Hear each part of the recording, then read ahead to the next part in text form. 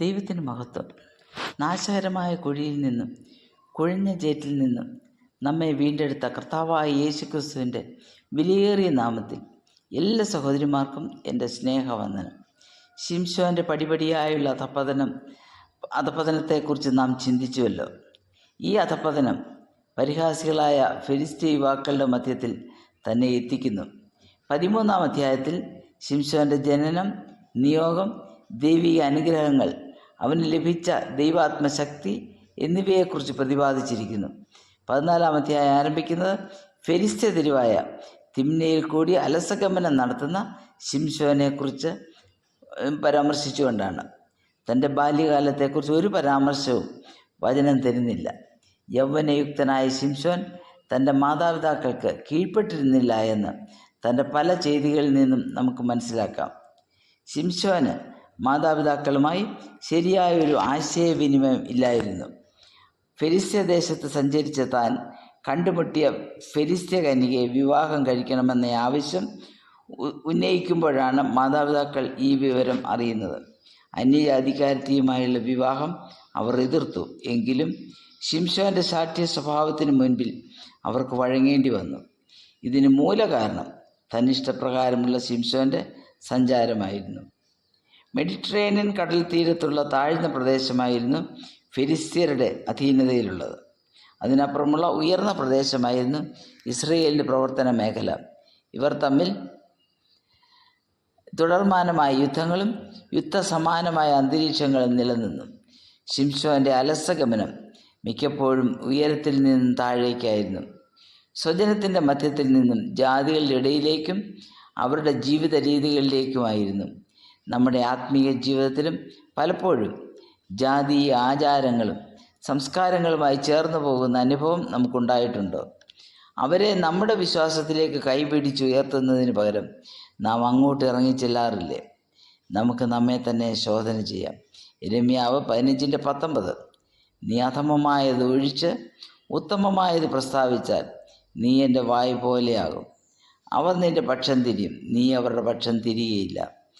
പ്രമാണലംഘനങ്ങൾ, അതിർവരമ്പുകൾ മറികടക്കൽ, ചിട്ടയില്ലാത്ത ജീവിതക്രമം ഇവയെല്ലാം കൂടി ശിംശോനെ പരിഹാസികളായ ഫെലിസ്ത്യ യുവാക്കളുടെ മധ്യത്തിൽ എത്തിക്കുന്നു. മാതാപിതാക്കളിൽ നിന്നും നിർബന്ധപൂർവം ഫെലിസ്ത്യ യുവതിയുമായുള്ള വിവാഹത്തിന് സമ്മതം നേടിയെടുക്കുന്നു.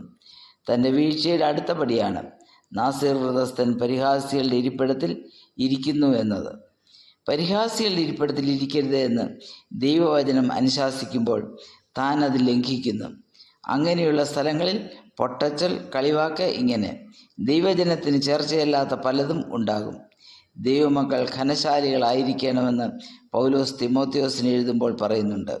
1 തിമോത്തിയോസ് 3:8-11. ശിംശോൻ ബുദ്ധിവൈഭവമുള്ള ഒരു ചെറുപ്പക്കാരനാണെന്നുള്ളതിൽ സംശയമില്ല. എന്നാൽ അവന് തൻ്റെ കഴിവിൽ അമിത വിശ്വാസമായിരുന്നു. ഇനിയും ഫെലിസ്ത്യ യുവാക്കളുടെ മധ്യത്തിൽ എന്ത് സംഭവിച്ചു എന്ന് നോക്കാം.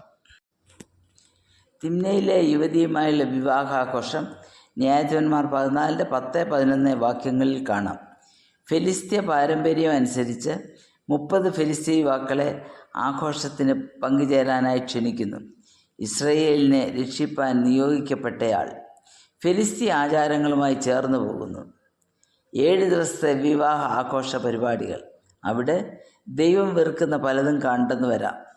എല്ലായിടത്തും കളിവാക്കും തമാശകളും നടക്കുമ്പോൾ അവരുടെ ഇടയിൽ തൻ്റെ സാമർഥ്യം തെളിയിക്കുവാൻ ശിംശോൻ ഒരു കടങ്കഥ കൊണ്ടുവരുന്നു. അതിൻ്റെ ഉത്തരം പറഞ്ഞാൽ ശിംശോൻ അവർക്ക് 30 ഉള്ളങ്കിയും 30 വിശേഷ വസ്ത്രവും കൊടുക്കും. അതല്ല എങ്കിൽ അവർ ശിംശോന് 30 ഉള്ളങ്കിയും വിശേഷ വസ്ത്രവും കൊടുക്കണം. വിരുന്നിൻ്റെ 7 ദിവസത്തിനകം അവർ മറുപടി പറയണം. ശിംശോൻ്റെ പന്തയം അവർ സ്വീകരിക്കുന്നു. അവർ ഉത്തരം പറയുകയില്ല എന്ന് ശിംശോന് തീർച്ചയായിരുന്നു. ശിംശോൻ അങ്ങനെ വിശ്വസിച്ചു. സമർത്ഥനായ ശിംശോൻ ഒരു കാര്യത്തിൽ പരാജയം സംഭവിച്ചു: വിവേചനാശക്തി. സദൃശവാക്യം 19:3. മനുഷ്യൻ്റെ ഭോഷത്വം അവൻ്റെ വഴിയെ മറിച്ച് കളയുന്നു. ഉത്തരം കണ്ടുപിടിക്കുവാൻ സാധിക്കാതെ വന്നപ്പോൾ ഫെലിസ്ത്യ യുവാക്കൾ ചതിയിൽ കൂടി കണ്ടുപിടിക്കുന്നു. അതിനായി അവർ ശിംശോൻ്റെ ഭാര്യയെ സ്വാധീനിക്കുന്നു. പന്തയം ജയിക്കാം എന്ന് തീർച്ചയാക്കിയ ശിംശോൻ തോറ്റ് സ്വയം വിഡ്ഢിയാവുന്നു. ഇവിടെ ശിംശോൻ്റെ പരാജയം തനിക്ക് ശത്രുവിനെ മനസ്സിലാക്കുവാൻ സാധിച്ചില്ല എന്നതാണ്. ശത്രുവിന് നിയമവ്യവസ്ഥയോട് പ്രതിബദ്ധതയില്ല. പന്തയത്തിൽ പാലിക്കേണ്ടുന്ന നിയമമോ വിശ്വസ്തതയോ അവർ പുലർത്തിയിട്ടില്ല. ഇതുപോലെ ശത്രുവായ സാത്താൻ നമ്മെ വീഴ്ത്തുവാൻ ഏതുപായവും പ്രയോഗിക്കും. 2 കൊരിന്ത്യർ 2:11. സാത്താൻ നമ്മെ തോൽപ്പിക്കരുത്, അവൻ്റെ തന്ത്രങ്ങളെ നാം അറിയാത്തവരല്ലല്ലോ. ഇവിടെ ശിംശോന് സംഭവിച്ചത് അഹങ്കാരം മൂലം തൻ്റെ കഴിവിലുള്ള അമിത വിശ്വാസം. സദൃശവാക്യം 3:7. നിനക്ക് തന്നെ നീ ജ്ഞാനിയായി തോന്നരുത്.